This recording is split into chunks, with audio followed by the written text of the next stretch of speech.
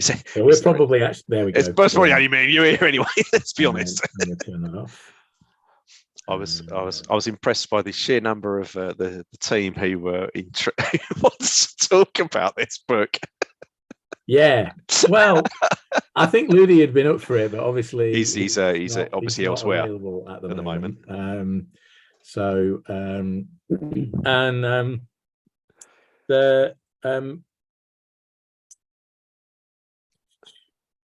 am I doing? Lee's had a busy week. Yeah, Søren and the guys in Iceland are kind of getting back into Team Yankee. That puts them 3 steps ahead of me. Yeah. Well, they're running a competition. They're running an 80-point competition. That's not too bad. That's probably about the sort of size I like. Yeah, we found that when we try to run 3 games in it, so we used to run a lot of one-day competitions in Scotland. Yeah. And if we ran them at 100 points, we ended up, nobody ever finished the last game, and it was quite difficult to get a result if you were playing 2.5 hours. So we dropped it to 80 points, and that kind of worked really well, I found. You can get 3 games in. You still got, 80 points is still quite a lot of East Germans. I know that. I was going to say that's still quite a lot of spam in it, let's face it. So I would imagine, because I used to be really grumpy and not allow Oil Wars lists, because it came out right at the end of and I can't imagine how many Iranians that would be. Even 80 points seems to be 80 points. I suspect I don't even know whether Duncan's got enough prestige for that. With his 13 companies. It's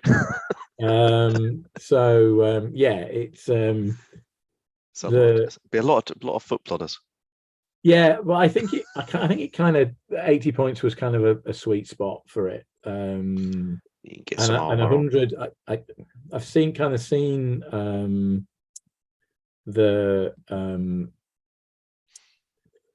some of the competitions in the US where 115, don't they? Which is, I know, and that sounds an awful lot to me.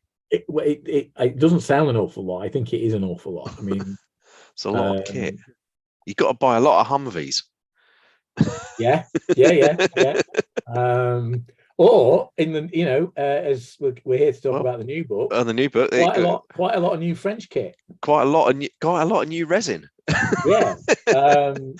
So the purpose of Martin and me chatting away is not just because we haven't caught up in ages. It is actually to talk a little bit about the new book, about the new book, which I think is kind of dropped, hasn't it? Because one of our, I shouldn't say competitors, one of our colleague stations, handled the launch on Tuesday night. Battlefront did the live launch Tuesday night. Yeah.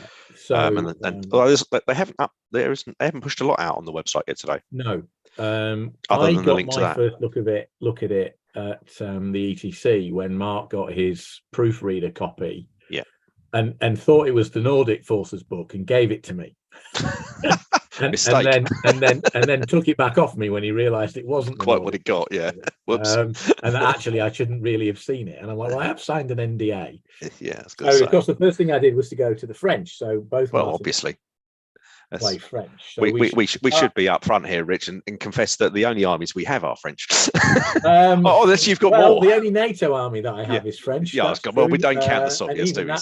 Even that's pushing it a little bit. Yeah. So there may be a little bit of a French bias in this conversation. It could well be. But so I should start by saying I'm probably the last 2 Team Yankee releases. Actually, the last 3 Team Yankee releases have had me more excited about Battlefront stuff than anything else in a long time. Because the World War II stuff, it's all a bit rehashy in many ways of stuff that's gone before, which is understandable because we're on version 4. But the VDV with the Cubans and everything in it, that was kind of new and a bit interesting. And then of the Swedes and Finns, I've got Swedes and Finns. I've got some Swedes to show. Yes. Oh, exciting! In a minute. It's not the artillery, is it? And then the new NATO book. Now, although it's a kind of upgrade, isn't it? From well, there are some. Are there? Okay. There are some. It's a Oh, mix. there are. Yes, there are. It's a mix of. It's a mixed kind of bag because you've got some pure new stuff, or we've got one whole new nation. We've got the Belgians. Yeah. The Belgians are now in the book. The Belgians have arrived. I'm sure the Italians will follow at some point. So yeah, the Dutch and the French, the Anzacs, are tweaks on a theme, some additional bits and bobs, some extra kit. The French have had quite a lot of love, which is nice. The new formation for the French, isn't there? There's 2 new formations for the French altogether. One of which is pretty pointless, but there are 2. What's the second new formation for the French? Well, so they've got a main battle. They've got the jeeps and the tanks. Oh, the Leclercs. The Leclercs. Yeah. So they got a couple of formations. The Anzacs have got a bit of a tweak, some extra gear. The Dutch have got some extra gear. And I'm not fully au fait on the Dutch previous to this. I think the only thing the Dutch have got actually the Leopard 2s. Mortars. Well, they've got the mortars. The man-pack mortars. The Canadians have had a fairly large expansion, I think is the way to describe the Canadians, with the introduction of the Canadian airborne. You've got the Canadians are by far the most rounded of the armies that are in this book. Yeah. You know, they've got their troops deployed in Europe, they've got the airborne regiments, and they've got the troops at home for the dealing with the Soviet invasion of the West Coast, which they're sort of home defense forces. The Home Guard, as I should describe them, because my knowledge of Canadian military is pretty slim. I assume it's similar to the Territorial Army, isn't it? I would think it's probably almost identical to the Territorial Army. Certainly similar. Knowing the history of Canada to a degree. So yeah, the Canadians have got a big blob of stuff now. They've got all their own homegrown wheeled vehicles, which Lee seems to think are pretty good, from having read what he's written about the book. If anybody's listening to this out there, there's 3 people on. Lee, we'll be pushing out an article on the blog, which goes out after this podcast. Yes. This evening, so you can make what you will of that. So that'll be our teaser article for that. So Lee's got a rundown of all the various bits of kit. So I suspect Rich and I just picked up 3 things we really like best. So it's almost like we planned to have a conversation about it and then do an article. Well, it's strange. It's strange as that I edit the blog, Rich. Yeah. It almost makes it look professional. I get to schedule all the articles, so I thought, well, actually, a good time to push it out actually is after this, so we can talk. So I was really impressed with this book actually, because I'll be first to say I don't really play much Team Yankee. I play in fact, my total number of games can be counted on one finger. I've only ever played one actual game, and I only have an army because the rest of the guys on the blog basically bullied me into buying one. We don't bully anybody. Actually, that's not I think the phrase Mark was, well, you really ought to play at least one other game. So I said, all right, well, I'll get some Team Yankee stuff then, because I could get it in plastic. Yeah. Which is part of the attraction for it. And I walked into the local store, and the only thing they got was the old NATO, the old NATO starter box. So I bought 2 of those and said, thank you very much. Walked out the door. Didn't bother to read any of the cards. Thought, what forces haven't I got it for foe? And I thought, well, actually, oddly enough, I haven't got any French. I'll do French. Slight mistake. Yeah. Slight mistake with what you can build from plastic. So I've got an AMX 30 formation and some helicopters. Yeah, I mean, I've got French because back in 1983, when I first went to the Wargaming Club in Blackpool and started playing on something other than on my bedroom floor, the guys that had got me into go into the club did a lot of moderns, but they kind of already had all of the Brits and the Americans and the Russians, and they went, well, I went, well, what haven't you got? And they went, oh, I haven't got French. I'll get them then. So I got As you do. French, not in 15 mil, in 1/300th, obviously, which was the scale Yeah. of modern. 6 mil, 6 mil. Yeah, It's the way forward. back in the 1980s. Why don't they make You Team were in Yankee the in 6 Cold mil? War. Well, we did once talk about that, and we Yeah. ended up having long conversations with our friends at Battlefront about it. Yes, So we about the scale. So we won't go there. I have seen quite a lot of it played though at that scale.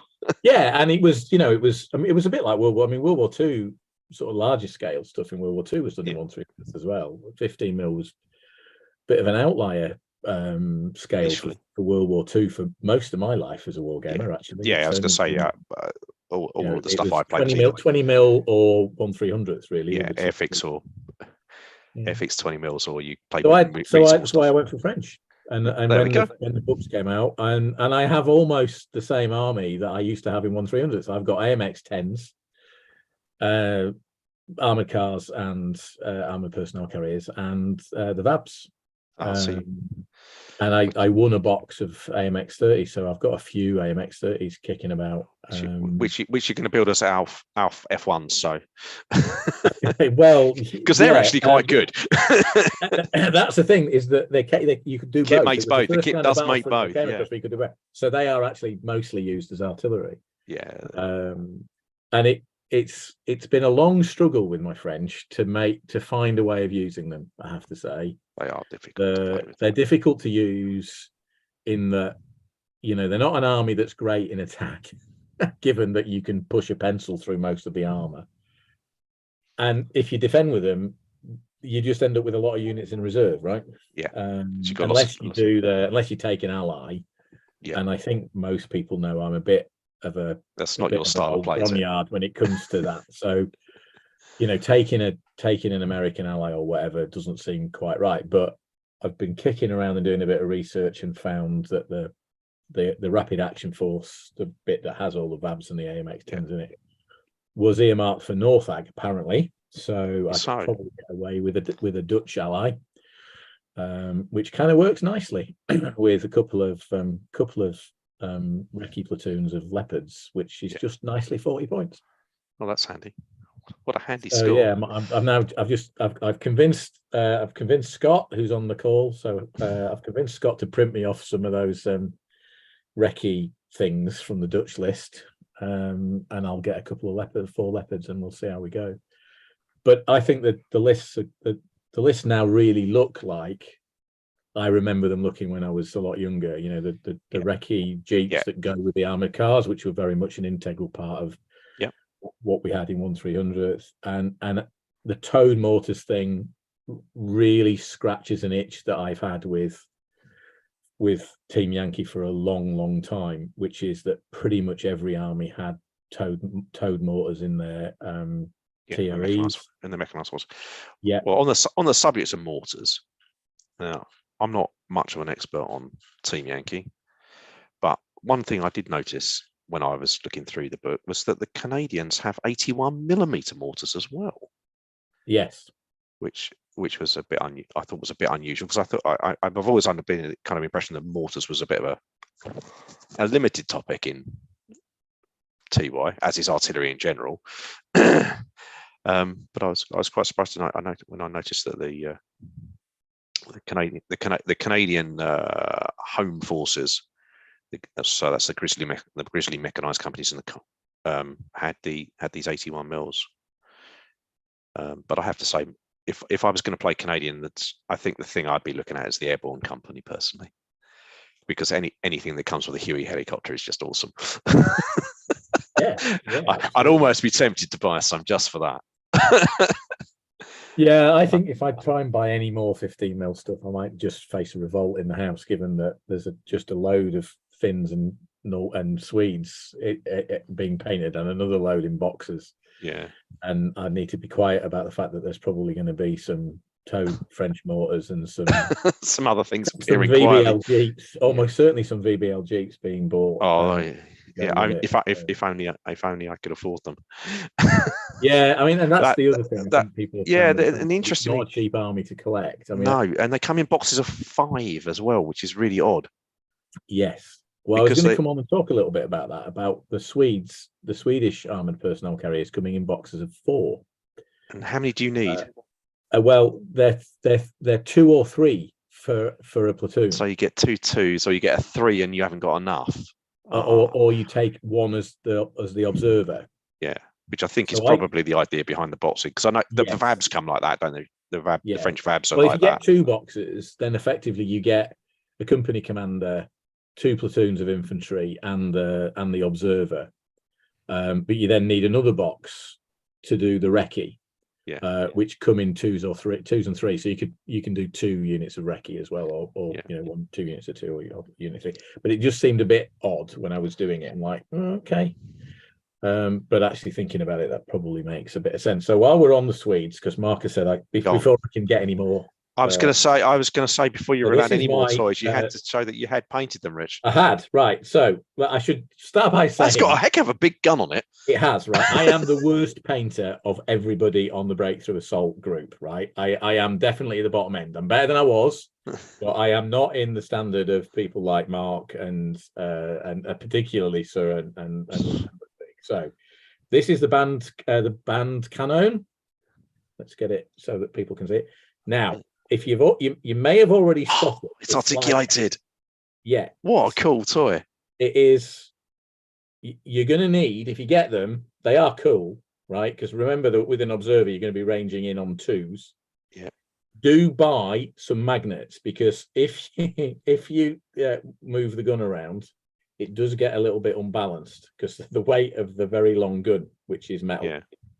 But they're cool. So there you go. It is show that it's painted. If I shine a light on it, you should be able to see that it isn't just. It looks green to me, Rich. Good. There we go. Green.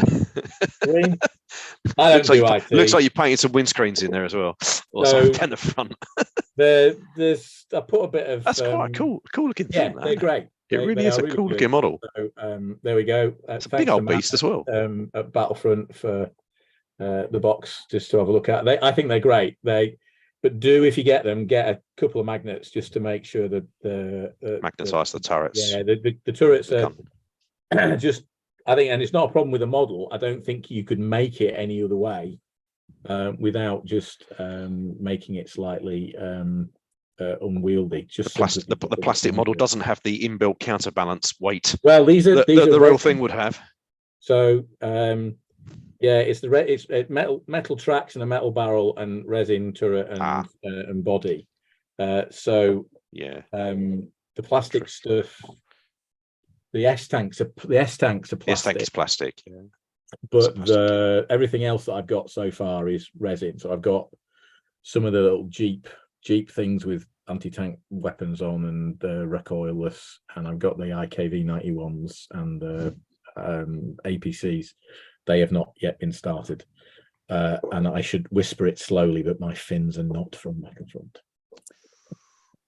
And I have been shouted at by Ludwig for having fins with reactive armor on. Yes, he. I am allowed them in the rules, but they didn't have them in reality. At length, I've been told at length on several different social media platforms. This isn't right, yeah. That they don't have ERA.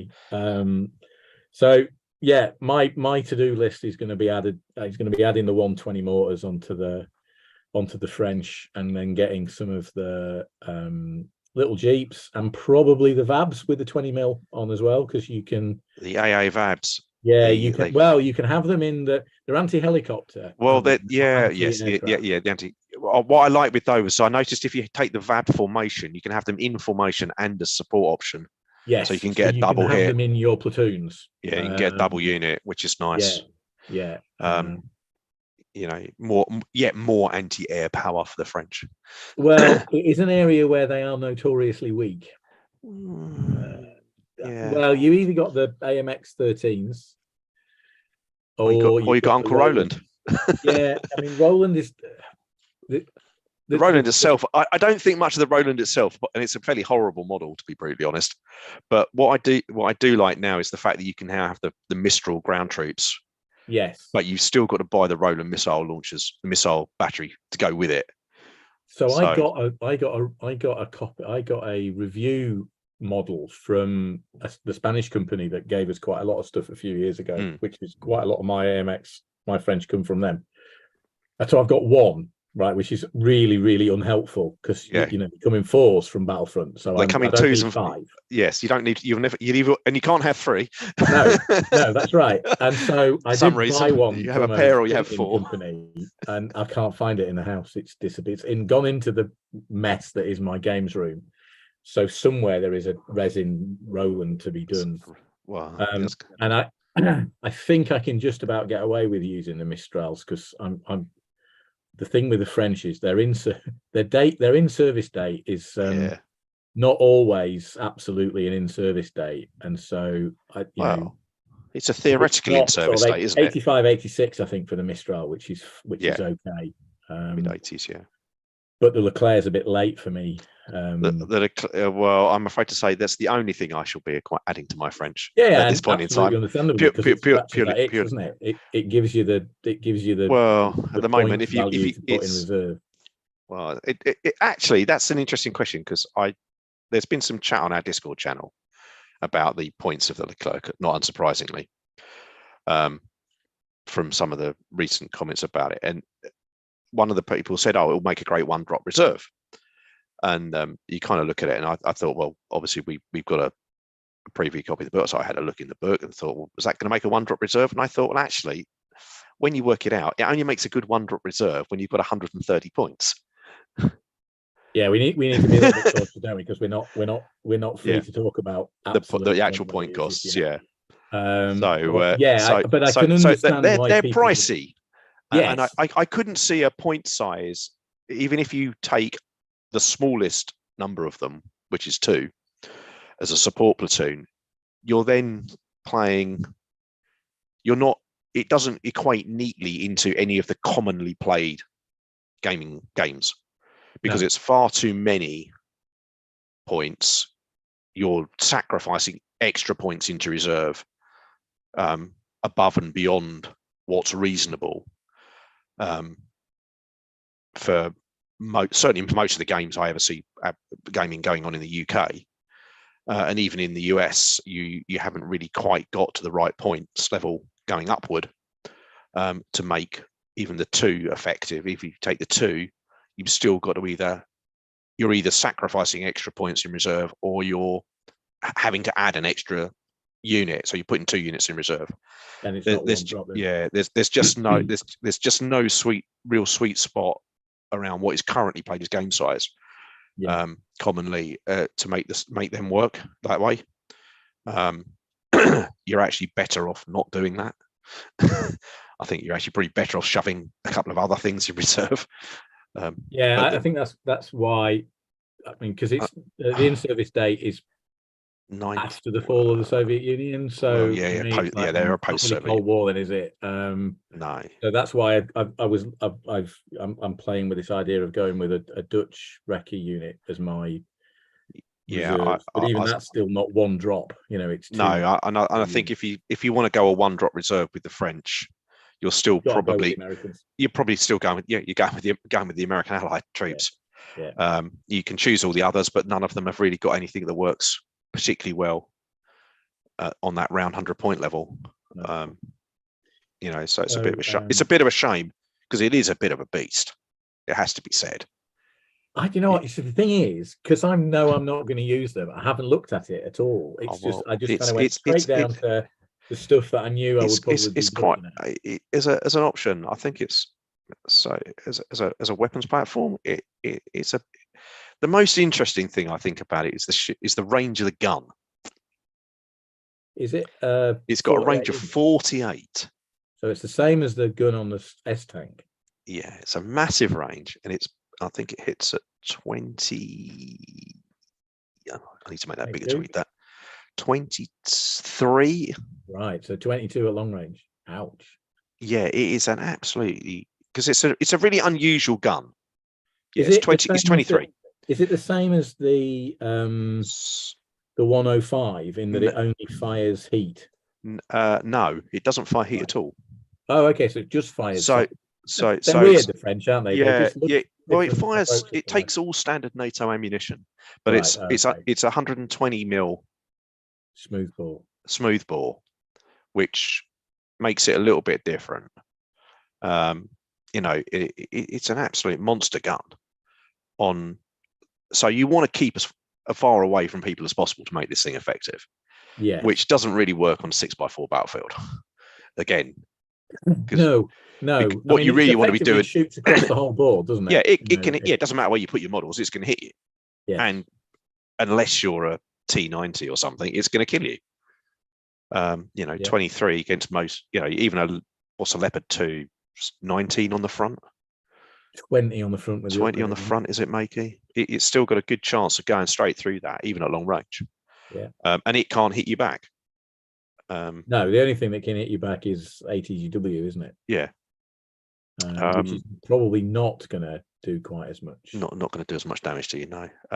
It's certainly an interesting tank. It's got skill 2, which is a bit frightening. Yeah. Face, courage 2. Are they still morale 5? No, the Leclerc gets the advantage of being morale 4. Oh, okay. They still carry the penalty. They're still not quite, but it's not as bad. They're not very good in assault, which is interesting. Okay. However, they do counterattack on a 3, but they assault on a 4. They're not very good when they get in there, but they're keen to give it a go. Yeah, it's a really odd kind of combination of stuff on it in general. But in terms of mobility, it's a standard NATO late 3rd generation battle tank. Tactical 14, cross 2, quick across terrain. And ridiculously fast cross country and roads. It's a quick beast with a big gun. The interesting thing between it and the AMX-30, sort of predecessor, of a sort, is the fact that it doesn't have the anti-helicopter capability. It doesn't have the 20mm coax. It doesn't. It's only got 12.7, and it's on a fix. It can't be separately elevated, so it's got a few different things. Does have the benefit of chopper armor. Okay. Which is a considerable improvement over the AMX-30. If you get around the side of it, you don't even need to get around the side of it. Well, you can go straight through the front, but if anybody, even a guy with a rifle around the side is going to kill you. Yeah. Yeah. You might as well not have any armor. You've got no defense. RPG 7 is your worst nightmare. Yeah. Whereas of course with this is just going to ignore you completely unless you've got a seriously good gun. I mean, the AMX-30 is the least worst of the sort of Series 1 NATO MBTs, isn't it? I mean, it's not as good as a Leopard. It's not as good as it's not as good. It's not as good as a Centurion. It's not as good as anything. No, it lacks everywhere against everything, and the French soft stats are hard. Yeah, you don't want to be as well. You don't want to be taking tests with the French. So having a tank that everything kills, is just a little bit. It's just the worst nightmare. So I can understand. I can understand that for French players who want to, are not as hidebound by their own psychosis as I am. Yeah, it'll be an absolute must to take. But I think it is hard to fit in the lists. It's hard to fit in this. I've done an article on upgrading my AMXs. Okay. My AMX formation to a Leclerc formation. I'm not going to attempt the French because my French is terrible. Leclerc Escadron Blindé or Blindé, isn't it? I think it's pronounced Blindé. But the one good thing about the formation is you only have to have one compulsory platoon. Okay. Of them. So effectively, your second one is AMX 30s. Oh, right, okay. And then it's basically you've got then your fourth option is the infantry option. You've got the infantry, the chasseurs in the AMX 10s in there. Okay. But I think that overall, it's an interesting tank. It's interestingly pointed, but I do think it's going to be hard to get. It's going to be difficult to get it into a lot of lists in a way that's efficient. And you get the chance with the infantry as well to move to. So all the NATO armies get the option to move up to Milan 2, don't they? They do, yeah. But if you do one, you've got to do all.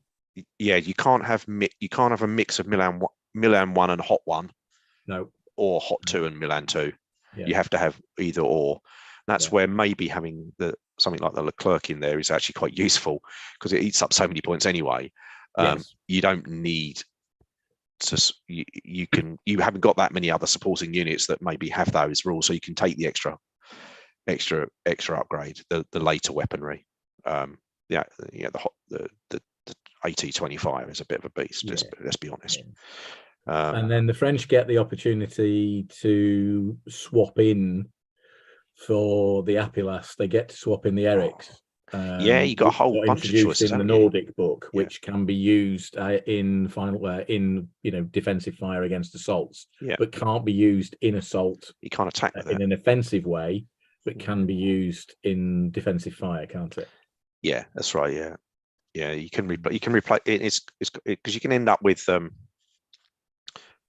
It's quite bizarre because you can replace one of your LRACs with an Apilas. Yeah. And then you can replace the other one with an Eric's. Okay, yeah. Because you can replace one of your LRACs. So you can actually get rid of both of those LRACs.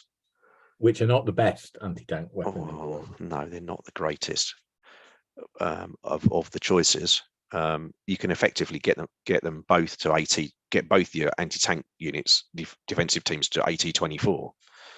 The advantage with the Eric's, of course, is it's got no minimum range. That's right. So it's there to use in final defensive fire. Yeah. So I think the additional weaponry, and that is across the board with all the NATO troops have got that. Yeah. Then you've got your AMX, the AMX 10 sections. I actually think the one place that the Leclerc might work well is with the AMX 10 chasseur formation, where it's become the tank option. Yes. Take the infantry with the armored supports, and then you can probably justify it. But I suppose we ought to talk about your favourite formation, the AMX 10s. So with your built-in extra vabbiness, extra vavoom here, without a shadow of a doubt. And again, they get the opportunity to take either the Apilas or the Erics as the anti-tank weapon of choice, don't they? Yeah. And I need to do a little bit more research on the Erics, because I think it's very close to the end of sort of Soviet existence time frame for the French. Historically, so I might end up just sticking with the Apilas, but still, anti-tank 21's not too bad. If you can get within 16 inches. Well, yeah. With a Jeep, which is not not that difficult. Not that difficult. The cavalry squadron's quite nice with you've got your VAB HQ, you've got your two compulsory platoons of 10 RCs, which I know a lot of people who have got French like the 10 RC formation. Effectively you get all the upside of an AMX 30, but with none of the downside. Yeah. And you get the benefit of having scout, which means you're actually even harder to hit. Yes. So if you're just as mobile, so I can see why they were popular. And in the VAB formation, they've also dropped the silliness from the first book of the choice being the Milan platoon or the AMX 10 armored car platoon, and now you can have both. You can have both now. Which in fact, if you really want to be really super spawny, you can put the Leclerc in there with your VABs. I'm not quite sure, which probably isn't a bad. For me, I think the VAB company overall is the best. Formation in the French, without a shadow of a doubt. And the balance of stuff that you get with it, and it's got everything to break.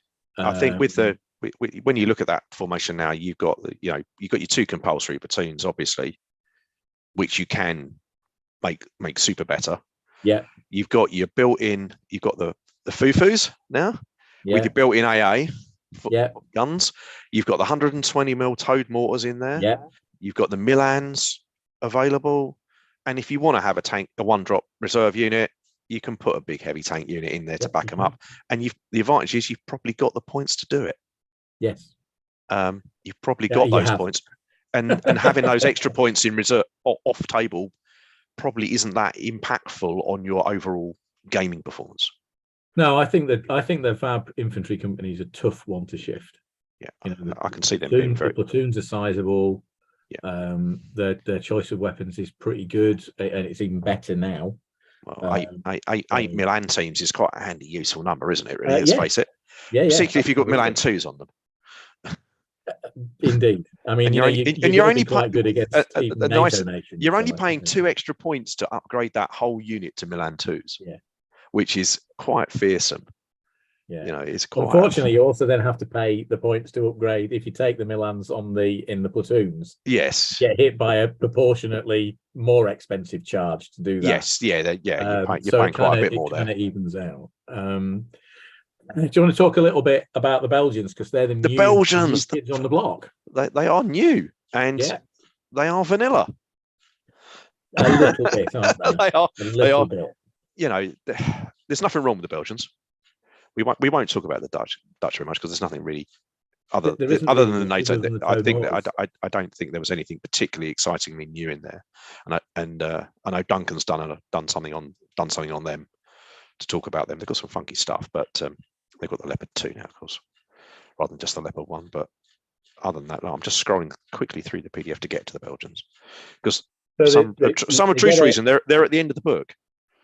Yeah, they get a recce squadron with they've got three. They've only got 3 formations. Yeah, so you've got infantry, recce, and tanks, isn't it? Yeah, and the tanks are a standard NATO Leopard 1 tank squadron.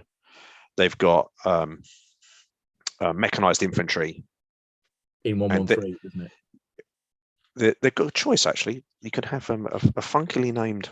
Oh no, I'm going to get the name of this right. You can have an AIFVB.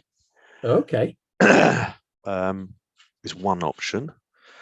And you can give them the AIFV. You can have an M113 infantry platoon. Is your infantry, or you can have the AIFVB infantry peloton. So you've got 2 choices. I'm just trying to find what the rules for that one are. What do they come? What vehicle are they? They've got the AIF of FVB C25 armored personnel carrier. Okay. Which is basically a turret mounted. It's got a turret gun, small turret cannon of some sort on it. I can't. Where's the rules for the? Oh, that's the true. That's interesting. The kind of the thing that's a little bit different, I guess, if you're looking at different things. They've got a bit of a mix of British. Unit. Oh, that's interesting. They've got a mix of British, German equipment. So you've got the Gepards. They've got access to the Panzer cannon. Quite way you're going to take that. Scimitars, Striker. I think we've got some Strikers somewhere. Yeah, I think they were the only other nation that kind of used them. Yeah, I'm trying to find the rules for this. There's the AFB. There it is. They have the AFB 0.5 transport. So it's it's not bad. It's got the same sort of armor as an M113 321. And then what's it armed with? It's armed with a 50 cal machine gun. Oh, okay. Very useful weapon in the.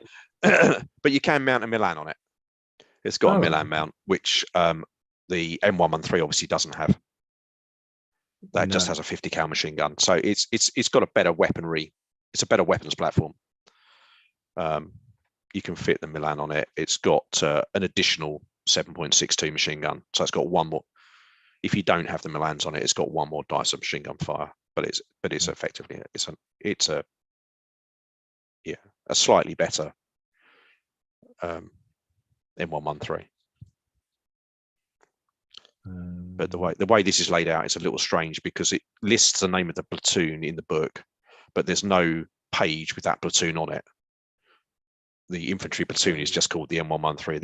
Then it gives you a choice of which transport vehicle to give them. I should just point out that we have made a slight error in the skill rating of an ordinary Leclerc, which is actually skill 3. Oh, is it? The company commander is skill 2. Oh, was I looking at the company commander? Yeah. Sorry, guys. Just in the chat with the guys. So they are skill 3. and I hate to tell you this, but they have the French morale as well. Yep. So they're never going to get back in. No, so the soft skills are not a million miles away from an AMX 30, but they're quite pleasant in terms of lots of the other stuff. If only they'd have been around in the 1980s, I could have had some. They were pointed more like a Leopard 8. I think the closest thing I thought to them was the Leopard. Is the upgraded Leopard, the Leopard 2A5 or whatever it is. Is about the closest thing, but they're at least a sane number of points. Yeah. But the French, of course, get access to a rocket battery now as well, which is yes. But you can only have the rockets if you've got something else. The American, I'm not quite sure. See, this is my lack of gaming here. I'm not quite sure what the point of that battery is because it can't kill anything. But I presume dropping minelets everywhere is quite a handy tactic. I think it's more to do with the minelet thing. The minelets, but that was the only reason I could see to take them because they weren't any good at anything. As a bombardment, as an artillery weapon, it's not. Yes, they're not the most effective. Firepower 5 weaponry probably isn't what you want. No, but the minelet is the thing. The minelet is the thing. I assumed, the way they work. So my hope for the direction of travel now is so one of the questions in the chat has been about the Southern Front. So Army Group, the Southern Front. I think there's. And I don't know because I'm not as close. You and I are not as close to Battlefront as say Mark is, who's a play tester and proofreader. I would be surprised if there's another NATO book after this. I think there's probably another Soviet book before we get to the Southern Front, because 3 NATO books on the bounce seems to be. It seems a bit NATO sent, and so I do wonder if NATO. Yeah, looking at it, we've had the British. You had the British book, didn't we? Well, we've had So you had the Northern Front, the Northern Front, which was new. Yeah, the NATO upgrade book. This upgrade book, which is Southern, which is the Central Front, and then they've done the sort of the invasion of the US. So if we're going to go south to the Southern Front, South Ag, into southern, you kind of wonder whether you kind of expect. I don't know whether there's anything new. I don't know whether there's anything much new they could bring to the Soviets. I don't know. Well, Toad Mortis, or is there? So I think for me, looking at the way that the Baltic book is laid out, and I should caveat this by saying, I don't know because I don't have any insight into what Battlefront do, and I would probably be the last person that they would tell.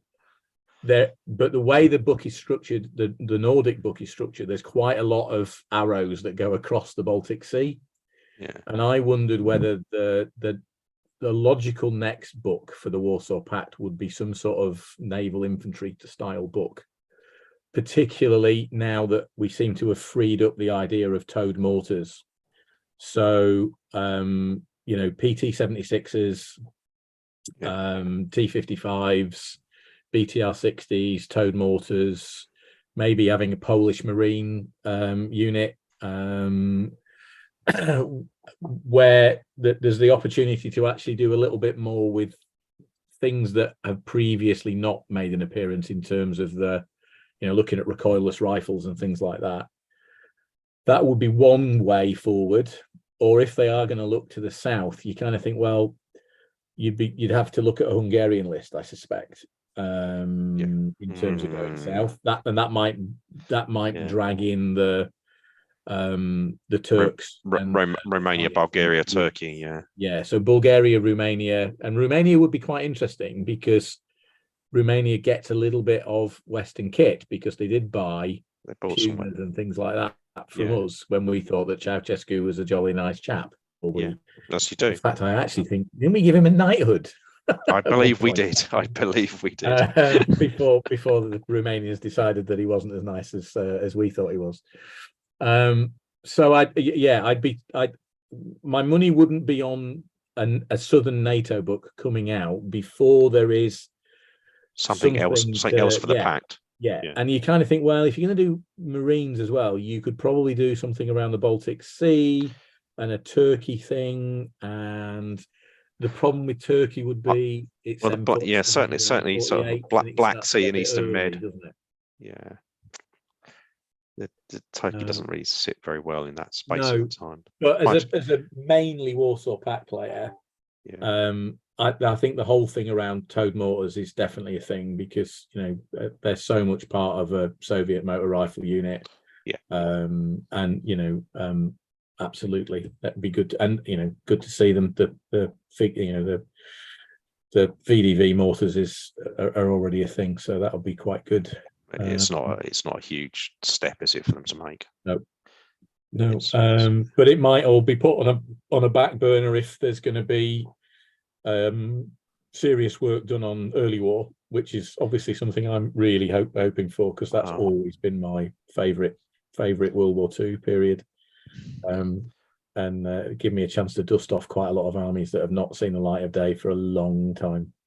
I was going to say, when was the last time you got an early war army out the cupboard? Hey, well, the last time I did was playing in the sort of hybrid rules that came out in the ETC with the release in 2018. I was going to say there's not been much played, certainly not here in the UK. There hasn't been much played. Nothing. There's been nothing early war since then. No. We haven't seen early war for 5 years.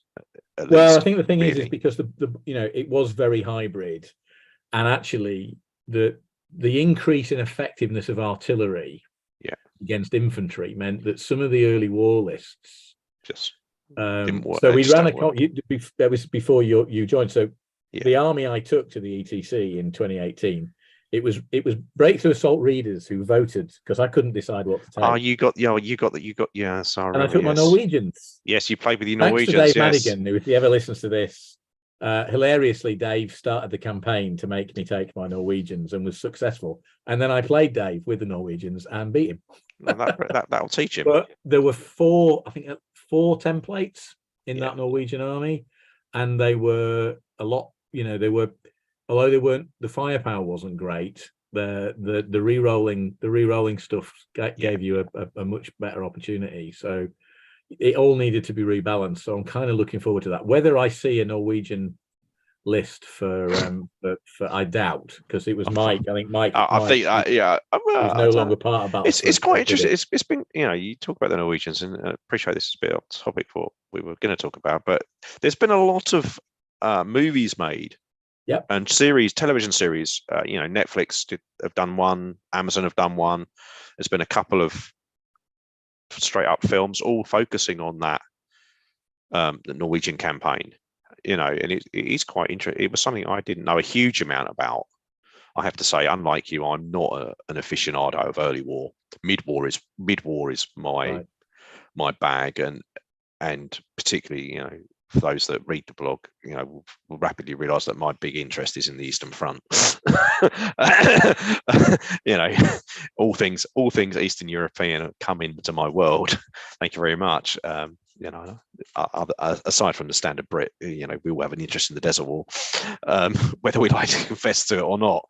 Yeah. But the Eastern Front is really the Eastern Front. And the mid-war period is what really I have my when I put my history reader hat on, is where I go.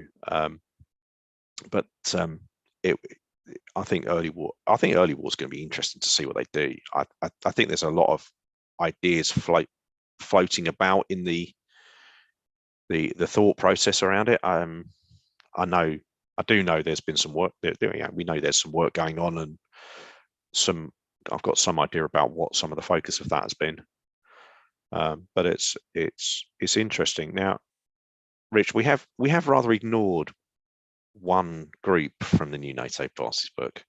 So I'm going to let you talk about that. You're going to let me talk about the Anzacs. Everybody knows my views about having Australian lists. Australia. What I particularly like about the Anzac Force in Europe. What extra do they get? Do they get anything at all? I think it's hard. I don't know the list well enough to know if they've got anything new. Really, so other than the sort of standard, the standard missile upgrades. They've got the New Zealanders bring their Scorpions. Yeah. The Australians have got their They had them anyway, did they not? Which they had. Which I think they had. Yeah. I think if I remember rightly, there's not a huge change in here. I do like the fact. I do like the fact they have these anti-tank Land Rovers though. Have they given them the? But I think they were in the. Were they not in the original lists? I don't know. Is my honest answer. If anybody's listening out there and knows the answer, they get the light armored vehicle Trials Cavalry. The Trials Cavalry Squadron. That's the new thing. Yeah, that's the new thing, isn't it? The LAV. So is that even worth worrying about? I suppose it gives them an alternative. It's an alternative to the M113 infantry armed, I suppose. Yeah, they equipment wise, they're a mix of all sorts. They've got all sorts of things in there. Interestingly enough, they get two. They get M1. They get the American M1A1s. Yeah. Or the Leopards in formation. But what I particularly like is the fact they get 2 Milan anti-tank sections. They can have 2 Milan platoons in their M113. Now, they always had Leopard 1s.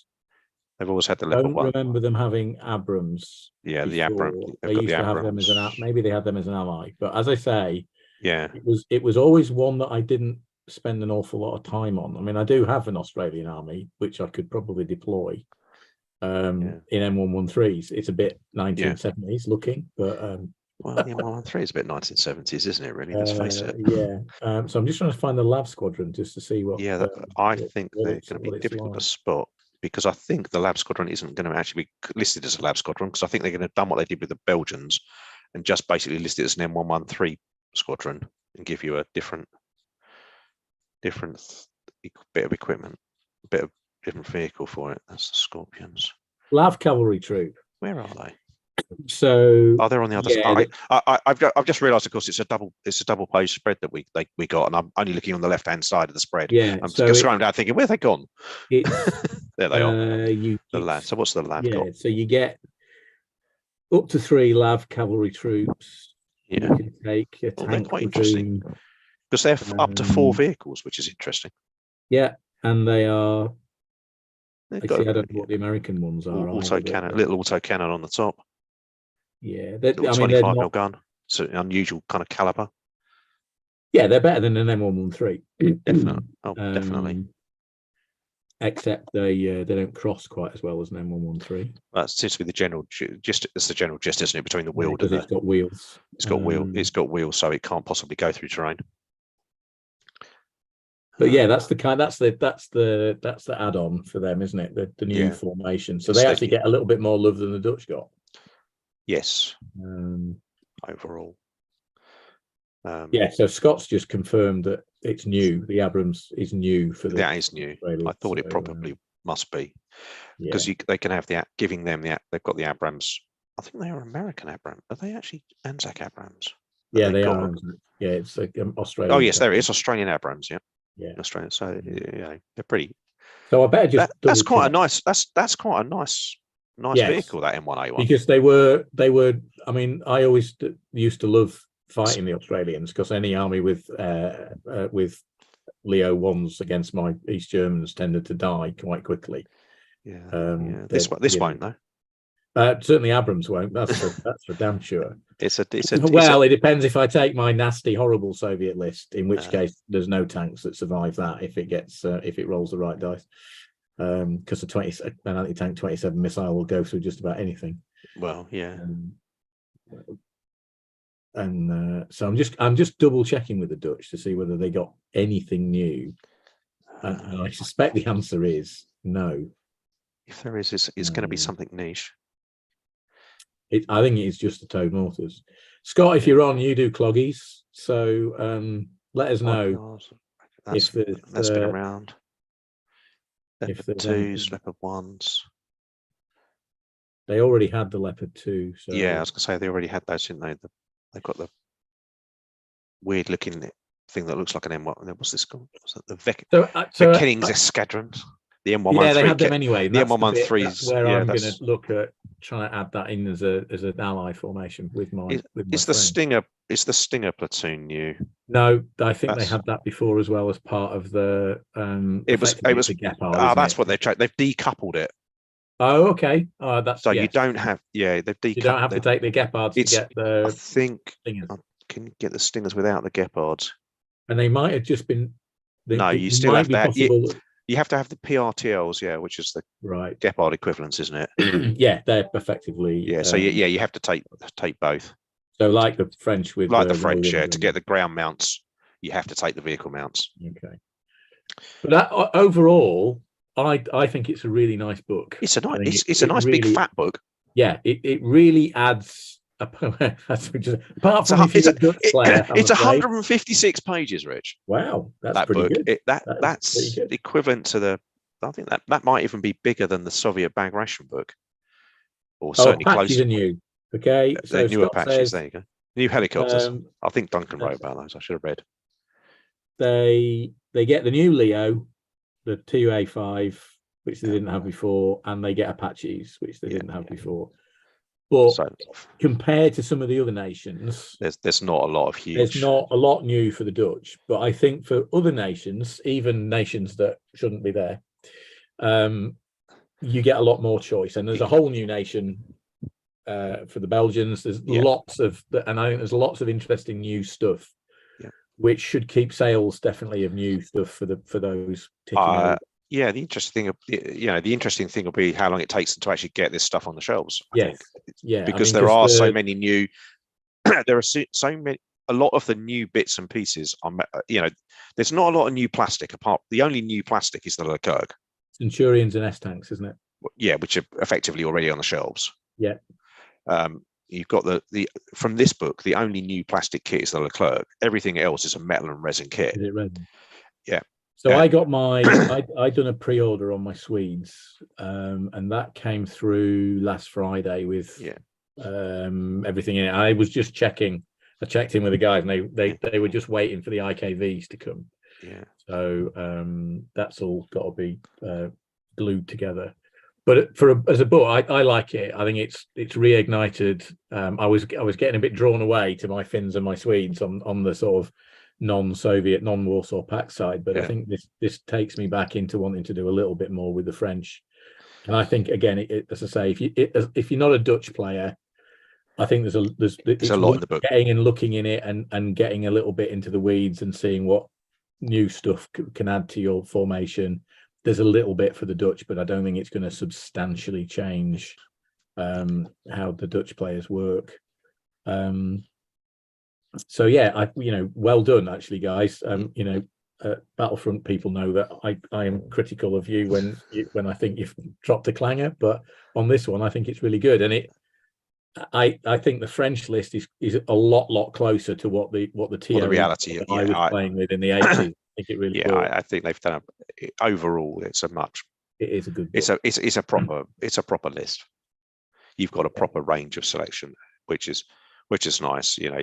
You've got, the Belgians haven't got many choices, but there again, let's face it, they don't really have many choices. So no, they get what they it's have. about right, and that covers off right. Everybody now from the North Cape down to the Spanish and Italian borders. So that you kind of think, well, that's probably the next NATO place. A couple of people mentioning Yugoslavia, which I mean is an interesting political conundrum in its own right. It's definitely not Warsaw Pact. It's definitely not NATO. It's got a lot of interesting bits and pieces. Oh God! Everybody and anybody sold them stuff. It is the worry, I think, would be how would you? Yugoslavia is in itself niche-ish, and it's easy to do a 1/300th mold of some bizarre, made up in Yugoslavia, but doing a resin kit or certainly not a plastic kit, you do kind of wonder where you would go with it. It'd be interesting to see if they did try and do something, what their geopolitical view would be. I know Lud and I have a little bit of a disagreement about Finland. I'd still believe the Finns would probably have tried to go for neutrality rather than actively resistant. I suspect the Yugoslavs may well have done something similar. Actually, the only people that are missing, sorry, I've probably upset all my Austrian friends. The only Western nations missing north of the Italian border are, of course, Austria and Switzerland. The Swiss aren't going to fight with anybody, are they? So. Well, they've got some interesting They've got lots of interesting kit, but interesting kit, and of course the Austrians, who were statutorily banned from joining NATO, they get some interesting kit as well. Actually, get cuirassiers and things, with AMX turrets on them and stuff. Again, a little bit niche, I would have thought. I'd probably buy an Austrian army, but that's because I have Austrian army. You're quite a niche player, so yeah, well, it's that completeness of that complete producer completion. When you've got an Austrian army from 1600s all the way through, you're probably thinking, just get could really do the modern one. But again, we don't know. Us two don't know what's coming next. And certainly not on the Team Yankee's. Not anything I have any insight into. But it's been, I think we've seen a lot of stuff come out this year for it. There's definitely been a lot of love invested this year in it. Yeah, and I think part of that was because they had a fair amount of time during the pandemic days to get stuff done when they were, they couldn't get new product out into the market because it just couldn't get produced. So it gave them time to focus the energies, time, and maybe it gave them time and energy to focus on the books and the writing. Because like all Battlefront books, this has got some great writing in it, and you've got the scenarios at the end if you want to play them. As well as always, so they've had, it's obviously had some serious reading and research time to get this out, and it's a good book. It is a good book, and I'm the least Team Yankee orientated person on the team. I am an out and out foe player. I don't play almost anything else, so that's not unsurprising. So even I'm quite excited. I when I got this and I read it, I thought, you know what, it actually makes, I actually feel like I want to play again. I have another go at trying to play the game, because at least now I've got an army with a list that I can actually build something. I can see how I can actually make it work for a change, rather than look at it and go, well, I've got some great looking models, but they're just rubbish. I think you can tell from us about how excited as a team we are about something by the amount of articles that release date kind of builds, and I think we've had quite a few on this. We've got, haven't we? Actually, I think pretty much. Except me, I don't write anything. Well, I know you don't write, Rich, but so between us, those of us that do write, I've done one, Lee's done one, Duncan's done one. We've got, I think Mark has done something or other. I haven't quite looked at it yet. So the fact that people have voluntarily done something rather than having their arm twisted to do stuff. Having the bucket's empty, we need some. I will at some point. Lee's got a couple of unboxing videos and stuff to come as well for it. We've got quite a bit of content that will be coming out over the next couple of weeks. It's been a long time since I wrote a niche historical piece, so maybe that's what I need to do, just dig around and find something that I need to write about. But I think that's the thing, that this has generated quite a lot of interest from within the team, and part of that's down to the fact it's been so long since anything was done. It's been a long time since that NATO, since the original book came out. So and the difference between the previous publication and the current publication is, well, they're worlds apart. They're worlds apart. The new book is just so much more. It's a proper. The other one feels a bit like a starter pamphlet. And you can see it's a really good barometer of the development of Battlefront as a company producing this type of material. So I'm going to.